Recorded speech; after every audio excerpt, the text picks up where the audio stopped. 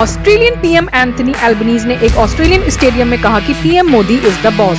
Papua New Guinea के prime minister ने मोदी जी को रिस्पेक्ट देने के लिए उनके पैर छुए। अमेरिकी प्रेसिडेंट जो बाइडेन ने तो जापान समिट में मोदी जी का ऑटोग्राफ ही मांग लिया।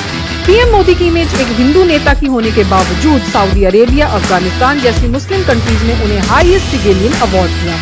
ताज्जुब की बात तो ये है कि जिन कंट्रीज के साथ इंडिया के रिलेशन कुछ खास अच्छे नहीं है, वहाँ भी मोदी जी की तारीफ हो रही है। यहाँ तक कि पाकिस्तान की आम जनता भी मोदी जी की लीडरशिप की तारीफ कर रही है। पीएम मोदी की पॉपुलैरिटी और करिश्मा सिर्फ इंडिया तक ही नहीं है, पूरे वर्ल्ड में फेमस हो गया है। At the moment he is the world's most popular leader with an approval rating of 77%। यहाँ तक कि उनकी लोएस्ट रैंकिंग 63% भी दूसरे वर्ल्ड लीडर से ऊपर थी। वो सोशल मीडिया पर भी बहुत पॉपुलर है। ट्विटर पर उनके 94 मिलियन फॉलोअर्स हैं, 83 million on Instagram and 20 million on YouTube. कोई भी दूसरा वर्ल्ड लीडर उनके क्लोज भी नहीं आता। तो आखिर ये सब क्यों हो रहा है? क्यों ये लोग किसी दूसरी कंट्री के पॉलिटिकल लीडर को इतना पसंद कर रहे हैं, उन्हें इतनी रिस्पेक्ट और प्यार दे रहे हैं? इसका रीजन जानने से पहले वीडियो को लाइक कर लीजिए। अगर आप भी मोदी जी को पसंद करते हैं और ऐसे ही और वीडियोस उन पर देखना चाहते हैं तो चैनल को सब्सक्राइब कर लीजिए। इसका सबसे पहले रीजन है पीएम मोदी की पर्सनालिटी। क्या आपने नोटिस किया है कि दूसरे वर्ल्ड लीडर्स एक दूसरे से कैसे मिलते हैं और मोदी जी का मिलने का तरीका क्या है? मोदी जी किसी भी वर्ल्ड लीडर से पूरे कॉन्फिडेंस के साथ गर्मजोशी से हाथ मिलाते हैं और गले मिलते हैं। जब वो किसी से मिलते हैं तो ऐसा लगता है जैसे पुराने दोस्त मिल रहे हैं। इसका लोगों पर एक अलग इफेक्ट पड़ता है और मोदी जी की ये खूबी उन्हें लोगों के साथ क्लोज रिलेशंस बनाने में काफी हेल्प करती है। सेकंड रीजन है दूसरी कंट्रीज की हेल्प करना। जी हाँ, मोदी गवर्नमेंट के अंडर वर्ल्ड में इंडिया की एक अलग इमेज बनी है। अब इंडिया सिर्फ हेल्प मांगता नहीं है बल्कि दूसरी कंट्रीज की हेल्प करता भी है।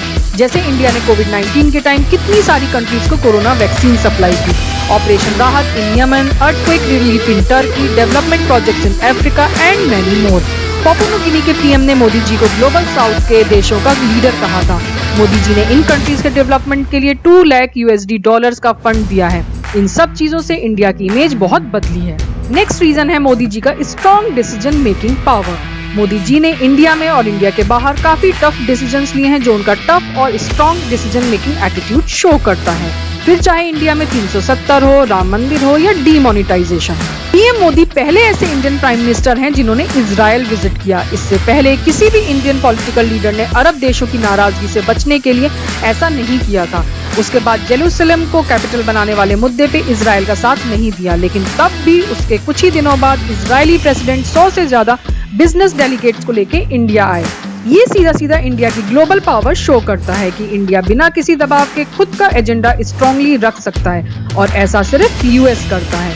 इसलिए मोदी जी को भी आज की डेट में एक टफ पावरफुल ग्लोबल लीडर की तरह देखा जा रहा है। फोर्थ रीजन है support to Indian community living in foreign countries. Modi ji ने इंडिया के बाहर रह रही इंडियन कम्युनिटी को काफी सपोर्ट और इम्पोर्टेंस दी है। वो जब भी किसी कंट्री के दौरे पे जाते हैं तो वहाँ रह रही इंडियन कम्युनिटी से जरूर मिलते हैं और उन्हें ये एहसास कराते हैं कि इंडियन गवर्नमेंट हमेशा उनके साथ है। जब भी बाहर रह रहे इंडियंस किसी क्रिटिकल सिचुएशन में स्टक हो जाते हैं तो मोदी गवर्नमेंट तुरंत उनकी हेल्प करती है।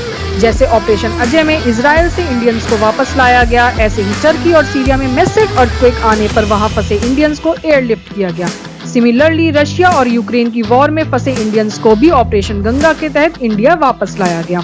ये सब चीजें भी इंडिया की और पीएम मोदी की एक स्ट्रॉन्ग इमेज बिल्ड कर रही हैं। अगर आप भी मोदी जी के ऊपर और वीडियोस देखना चाहते हैं तो चैनल को फटाफट सब्सक्राइब कर लीजिए, क्योंकि इस चैनल पर आपको ऐसे इंटरेस्टिंग और इंफॉर्मेटिव वीडियोस देखने को मिलते रहेंगे।